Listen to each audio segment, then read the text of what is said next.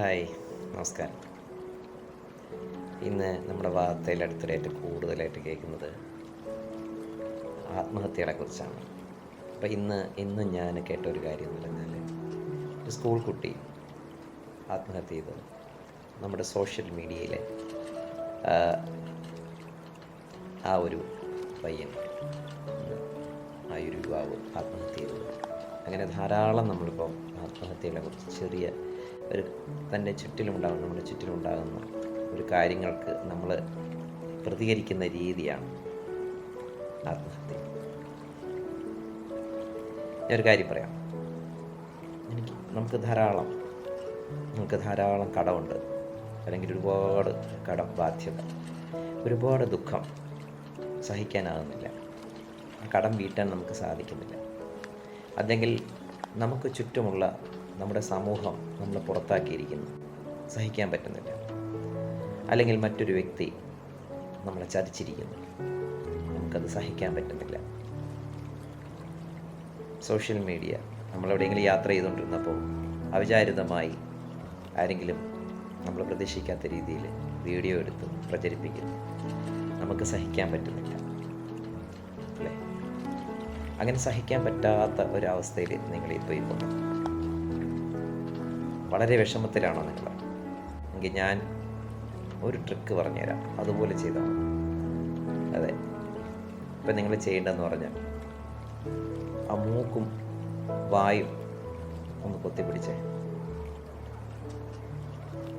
നിങ്ങളെ തന്നെ, ആ വിഷമിച്ചിരിക്കുന്ന നിങ്ങൾ ജസ്റ്റ് ഒന്ന് മൂക്കും വായും പൊത്തിപ്പിടിക്കും.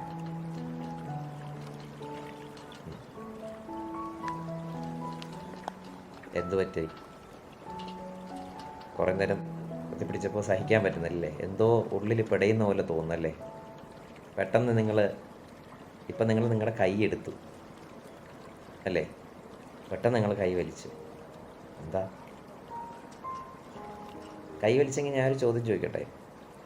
നിങ്ങൾ ഈ മൂക്കും വായും പൊത്തിപ്പിടിച്ചിരുന്നപ്പോൾ നിങ്ങളുടെ ഉള്ളിൽ എന്തോ ത്രോബ് ചെയ്യുന്നല്ലേ? എന്തോ ശ്വാസം എടുക്കാൻ പറ്റുന്നില്ല. ഈ സമയത്തിനുള്ളിൽ നിങ്ങൾ നിങ്ങളുടെ കടത്തെക്കുറിച്ച് ചിന്തിച്ചോ? നിങ്ങൾക്ക് ചുറ്റുമുള്ള, അല്ലെങ്കിൽ നിങ്ങളെ പൊതിയുന്ന ദുഃഖത്തെക്കുറിച്ച് ചിന്തിച്ചോ? നിങ്ങളുടെ സമൂഹത്തിൽ നിന്ന് പുറത്താക്കി, അല്ലെങ്കിൽ അതീവമായ ദുഃഖം തൂങ്ങിച്ചാവണം എന്നതിനെക്കുറിച്ച് നിങ്ങൾ ഈ നിമിഷം ചിന്തിച്ചായിരുന്നോ? നിങ്ങൾക്ക് ആ ഒരു ശ്വാസം മുട്ടലായിരുന്നല്ലേ പ്രാധാന്യം? അതിൽ നിന്ന് പെട്ടെന്ന് നിങ്ങൾ കൈയെടുത്തു അല്ലേ? അപ്പോൾ എന്താണ് ഇമ്പോർട്ടൻ്റ്? എന്താണ് ഇമ്പോർട്ടൻ്റ് മനസ്സിലായോ?